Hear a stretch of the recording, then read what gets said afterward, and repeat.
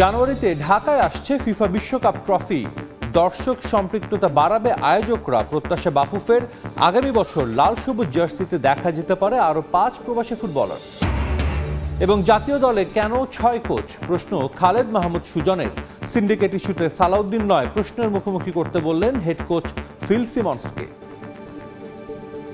5 জন কোচের কি প্রয়োজনীয়তা আছে, মানে সালাউদ্দিন আর সিমন্সের কি কাজটা থাকবে? আসলে প্রশ্নগুলো সব করা উচিত ফিল সিমন্সকে, নট সালাউদ্দিন।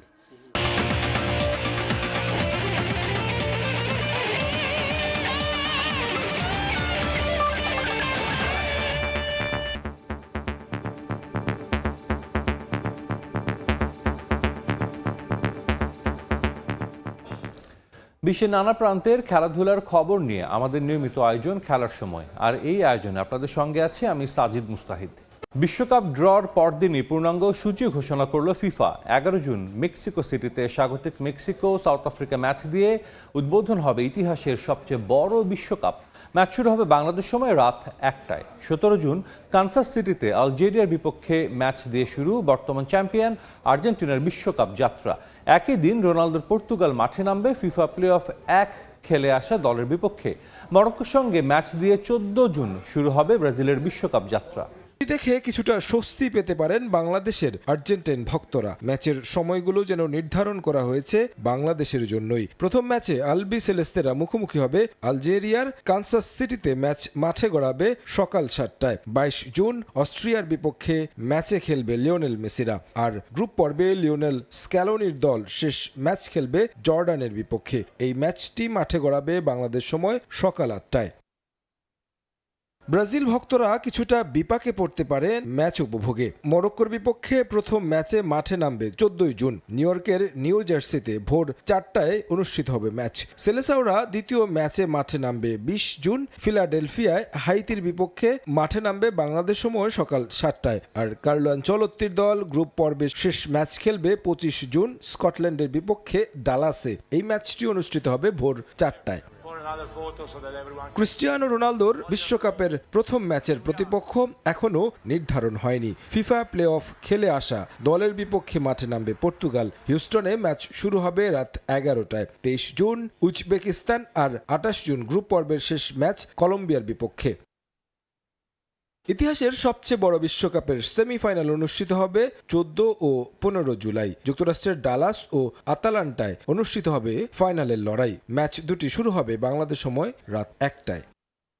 2026 বিশ্বকাপের মেগা ফাইনাল অনুষ্ঠিত হবে 19 জুলাই। নিউ ইয়র্কের নিউ জার্সিতে নির্ধারণ হবে বিশ্ব ফুটবলের নতুন রাজা। ম্যাচ অনুষ্ঠিত হবে রাত 1টায়। 48 দলের বিশ্বকাপ হওয়ায় 32 দল নিয়ে হবে দ্বিতীয় রাউন্ড। এরপর হবে রাউন্ড অফ 16, কোয়ার্টার ফাইনাল এবং সেমিফাইনাল ও ফাইনাল। তারেক হাসান শিমুল, সময় সংবাদ। ইউরোপিয়ান ক্লাব ফুটবলের খবর। শুরুতে পিছিয়ে পড়েও লা লিগায় প্রতিপক্ষের জালে গোল উৎসব করল বার্সেলোনা। রিয়াল বেতিসকে তাদের মাঠেই 5-3 গোলে হারিয়েছে কাতালানরা। হ্যাট্রিক করেছেন ফেরান তোরেস। অন্যদিকে ইপিএলে এগিয়ে থেকেও জয়ের সুযোগ হাতছাড়া করেছে লিভারপুল। লিডস ইউনাইটেডের বিপক্ষে 3-3 গোলে ড্র করেছে অল রেডস।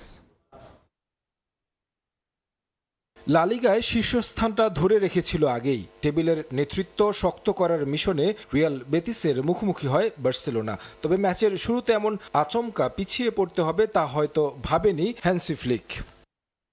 স্বাগতিক বেতিস গোলের খাতা খুলতে সময় নিয়েছে মাত্র 6 মিনিট। বার্সাকে চমকে দিয়ে ব্রাজিলিয়ান ফরওয়ার্ড অ্যান্টনির কাছ থেকে নেওয়া শটে বল জালে জড়ান, যা তাতিয়ে দেয় ফ্লিক শিষ্যদের। তোরেস পরপর গোল করেন 11 ও 13 মিনিটে। 31 মিনিটে ব্যবধান আরও বাড়ায় রুনি। পেদ্রির থ্রো থেকে জাল খুঁজে নেন 20 বছর বয়সী উইঙ্গার। বিরতিতে যাওয়ার আগেই হ্যাট্রিক পূর্ণ করেন তোরেস, যা বার্সার জার্সিতে দ্বিতীয় এবং ক্যারিয়ারের তৃতীয় হ্যাট্রিক তার। দ্বিতীয়ার্ধে স্কোর শিটে নাম তোলেন ইয়ামাল। নিজেদের বক্সে হ্যান্ডবল করায় বেতিসের বিপক্ষে পেনাল্টি পায় স্প্যানিশ চ্যাম্পিয়নরা, যেখানে 18 বছর বয়সী স্প্যানিশ তারকা ঠান্ডা মাথায় স্পট কিক থেকে গোল করেন। 5-1 ব্যবধান গড়ার পর আক্রমণ অব্যাহত রাখলেও আর গোলের দেখা পায়নি বার্সা। যদিও 85 মিনিটে দিয়াগো লরেন্তে, মিনিট 5 পর কুচু হার্নান্দেস পেনাল্টিতে গোল করেন। শেষ পর্যন্ত স্বাগতিকদের 5-3 ব্যবধানের হার নিয়ে মাঠ ছাড়তে হলো। ব্যর্থতার বৃত্তে ঘুরপাক খাওয়া লিভারপুল লিগে পয়েন্ট হারালো টানা দ্বিতীয় ম্যাচে। 15 ম্যাচে 7 জয় ও 2 ড্রয়ে 23 পয়েন্ট নিয়ে আগের মতোই অষ্টম স্থানে লিভারপুল। লিডসের আঙ্গিনায় এদিন প্রথমার্ধে তেমন কোনো উত্তেজনা ছড়ায়নি, আকর্ষণীয় ফুটবলের দেখাও মেলেনি। গোলের জন্য অবশ্য দুই দলই শট নেয় বেশ কিছু, লিভারপুল 8টি, লিডস 5টি, কিন্তু এর কোনোটিই লক্ষ্যে ছিল না। প্রিমিয়ার লিগে কোনো ম্যাচের প্রথমার্ধে এতগুলো শট নিয়েও কোনোটা লক্ষ্যে না থাকার ঘটনা 1.5 বছরের বেশি সময়ে দেখা গেল প্রথমবার। বিরতির পর পুনরায় খেলা শুরু হতেই একিটিকে নৈপুণ্যে 2 গোলে এগিয়ে যায় লিভারপুল। 80 মিনিটে আরও 1 গোল করেন ডমিনিক। তবে স্বাগতিক লিডসও কম যায়নি। 73 মিনিটে পেনাল্টি আর 75 মিনিটে গোল করেন অ্যান্টন। ম্যাচটা যখন জয়ের পথে ছিল অলরেড, তখন তানাকা ইনজুরি সময়ে গোল করে সমতা ফেরান ম্যাচে। 3-3 গোলে ড্র হয় লিভারপুল লিডসের ম্যাচ। তারেক হাসান শিমুল, সময় সংবাদ। জানুয়ারিতে ঢাকায় আসছে ফিফা বিশ্বকাপের ট্রফি, তবে তা নির্ভর করবে দেশের রাজনৈতিক পরিস্থিতির ওপর। এবার বিশ্বকাপ ট্রফি সফরে আয়োজক প্রতিষ্ঠান দর্শক সম্পৃক্ততা বাড়াবে বলে প্রত্যাশা বাফুফের। 2026 বিশ্বকাপের ম্যাচ বাড়ায় এবার ফিফা থেকে পাওয়া টিকিটের সংখ্যা বাড়তে পারে বলে জানিয়েছেন বাফুফের সহ সভাপতি ফাহাদ করিম। এদিকে আগামী বছর 5 প্রবাসী ফুটবলার নিয়ে কাজ করবে ফেডারেশন। লাতিন বাংলা সুপার কাপের অব্যবস্থাপনা নিয়ে আয়োজকদের সতর্ক করেছে বাফুফে। ফুটবলের মহারণ নিয়ে বাংলাদেশেও শুরু হয়েছে উন্মাদনা। যেই উন্মাদনার পালে হাওয়া দিতে আগামী জানুয়ারিতে বাংলাদেশ সফরে আসছে বিশ্বকাপের সোনালী ট্রফি। দিনক্ষণ প্রায় চূড়ান্ত। আগামী 14 জানুয়ারি বাংলাদেশে আসার কথা রয়েছে বিশ্বকাপের ট্রফি। তবে সবকিছুই নির্ভর করছে দেশের রাজনৈতিক পরিস্থিতির উপর। 2026 বিশ্বকাপের ম্যাচ বাড়তে পারে বাংলাদেশের জন্য বরাদ্দকৃত টিকিটের সংখ্যাও। আমাদেরকে ইনফর্ম করেছে, প্রেস করেছে যে তারা ট্রফিটা আনছে। তারা আমাদেরকে জানিয়েছে, বিকজ আমরা তো জানতাম, আমরা তো ফিফাকে বলেছি yes we would like to host it. এবং একটা টেন্টেটিভ আমাদের ধারণা দেওয়া হয়েছে যে একদিনের জন্য আসবে ট্রফিটা, বাংলাদেশে একদিনের জন্য আসবে। এবং আমাদেরকে জাস্ট বলা হয়েছিল যে ওরা ফাইনাল প্ল্যানটা করে আমাদেরকে দেখাবে, এবং সেখানে যদি আমাদের কোনো ইনপুট থাকে before officially publishing it, they will consider that input. বিশ্বকাপের বছর থেমে থাকবে না দেশের ফুটবলও। আগামী বছর 5 প্রবাসী ফুটবলারকে বাংলাদেশের হয়ে খেলানোর উদ্যোগ নিয়েছে বাফুফে, যেখানে রয়েছে আলোচিত সুলিভান ব্রাদার্স। তবে ফুলহামের বয়স ভিত্তিক দলে খেলা ফারহান আলী ওয়াহিদকে নিয়ে বাফুফে দিতে পারেনি আশার বাণী। সুলভান তো 5 জনের মধ্যে অবশ্যই আছে, আমরা তো অনেক আগে থেকে তাদের কাজ শুরু করেছি। বাট ফারহান আলীর আমরা ইনফ্যাক্ট যখন আমরা সমিতির সাথে কথা বলা শুরু করি, তখনই আমরা ফারহানের ফ্যামিলিকে রিচ আউট করি, আমাদের একজন আমারই সম্মানিত কলিগ, একজন এক্সিকিউটিভ মেম্বারকে দিয়ে। বাট তখন তার পরিবর্তে জানানো হয় যে at the moment they are not considering, so we will wait. Latin Bangla super কাপে বাফুফের অসহযোগিতা নিয়ে আয়োজকদের করা অভিযোগ উড়িয়ে দিয়েছেন বাফুফের সহসভাপতি। টুর্নামেন্টের জন্য ফেডারেশন থেকে সব ধরনের লজিস্টিক সাপোর্ট দেওয়া হয়েছে বলে জানান ফাহাদ করিম। ফাহিম ইসলাম, সময় সংবাদ, ঢাকা। ক্রিকেট প্রসঙ্গ। বিপিএল এর আগে জাতীয় দলের ব্যাটারদের স্কিল উন্নতির দিকে বিশেষ নজর টিম ম্যানেজমেন্টের। বিশ্বকাপের আগে ফাঁকা সময়ে পর্যায়ক্রমে চলবে এই কার্যক্রম, জানিয়েছেন জাতীয় দলের সিনিয়র সহকারী কোচ মোহাম্মদ সালাউদ্দিন। বছর জুড়ে টি-20 দলের পারফরমেন্সে কিছুটা সন্তুষ্ট হলেও ওয়ানডেতে নিয়মিত সিরিজ না থাকায় খুব বেশি উন্নতি হয়নি বলে মত তার।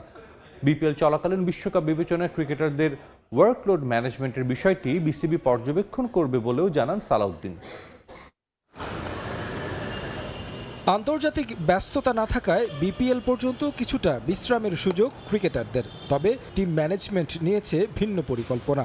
সামনে বিশ্বকাপ, তাই সময়টা কাজে লাগাতে চান ক্রিকেটারদের স্কিল উন্নয়নে।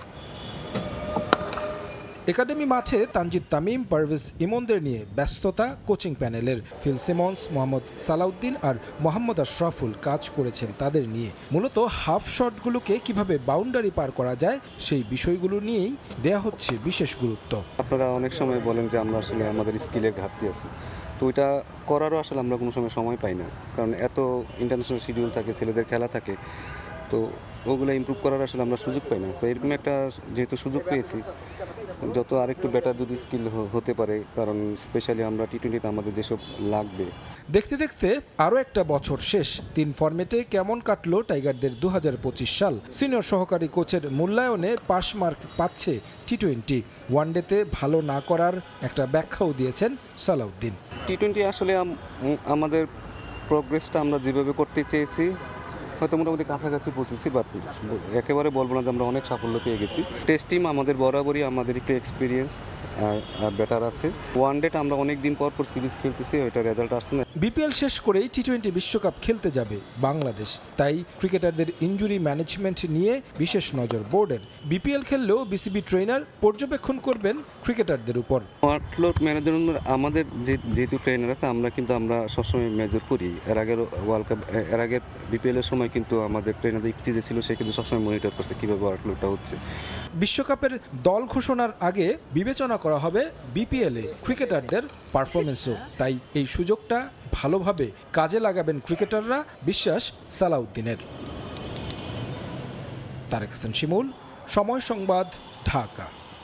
জাতীয় দলে বর্তমানে 6 কোচ। ড্রেসিং রুমে এত কোচ কেন, উত্তরটা খুঁজছেন সাবেক অধিনায়ক খালেদ মাহমুদ সুজন। আশরাফুল ব্যাটিং কোচ হওয়ার পর দলে সালাউদ্দিনের রোলটা কি সেটাও জানতে চান তিনি। এছাড়া সিনিয়র সহকারী কোচকে নিয়ে যে বিতর্ক হচ্ছে সেটার জন্য সালাউদ্দিন নয়, ফিল সিমন্সকে প্রশ্নের মুখোমুখি করতে বললেন সুজন।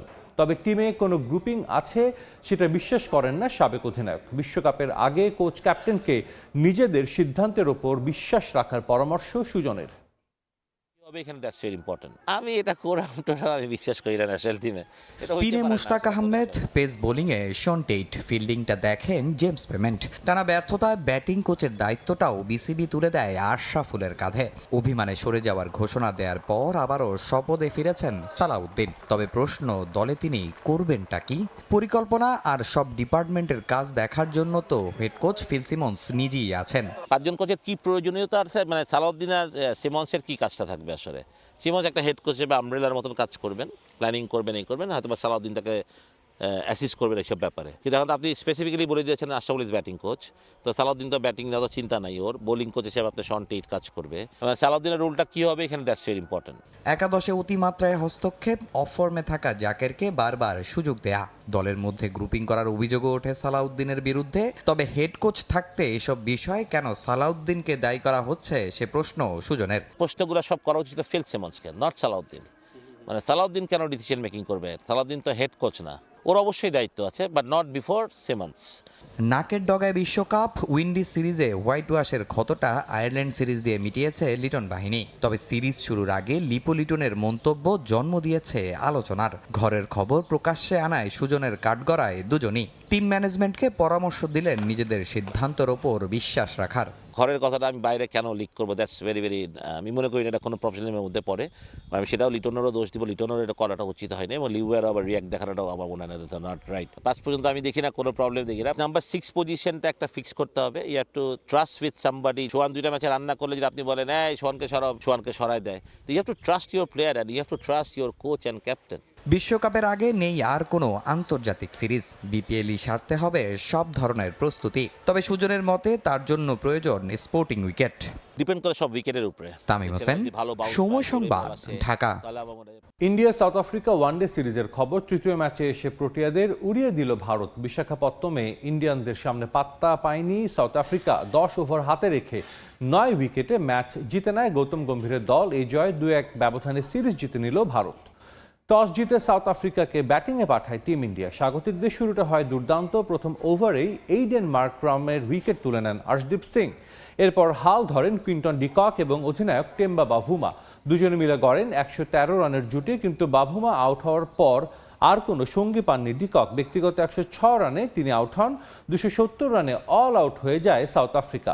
জবাব দিতে নেমে প্রোটিয়া বোলারদের কচুকাটা করেন ভারতীয় 2 ওপেনার যশস্বী জয়সওয়াল এবং রোহিত শর্মা। ওপেনিং জুটিতে 155 রান তোলেন এই দুজন। 73 বলে 75 করেন হিটম্যান, আর ওয়ান ডাউনে নামা কোহলি করেন 65 রান। 121 বলে 116 রান করে ম্যাচ সেরা হন জয়সওয়াল। 2 সেঞ্চুরি 150-তে সিরিজ সেরা বিরাট কোহলি।